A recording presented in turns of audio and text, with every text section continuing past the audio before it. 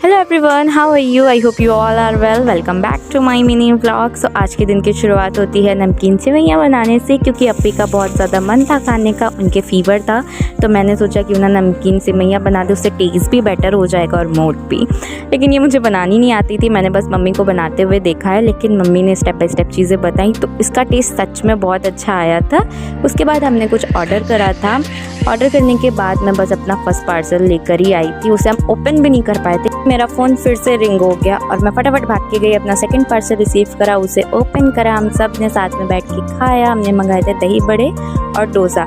साथ में बैठ के हमने उसे एंजॉय करा। एंजॉय करने के बाद मेरी नमाज़ का टाइम हो गया था, मैं नमाज़ पढ़ने गई। फिर शाम को पापा आ गए, तो ये क्लिप मैंने चुप के ली है। पापा गुजिया लेकर आए थे, जो कि होली में तो मस्ट है गाइस। तो उसके बाद यहाँ पे देखो होली की प्रिपरेशन हो चुकी है। फिर मैंने मम्मी के साथ बैठ के सीरियल देखा। एंड आज के लिए इतना ही, मिलते हैं नेक्स्ट व्लॉग में। Bye bye.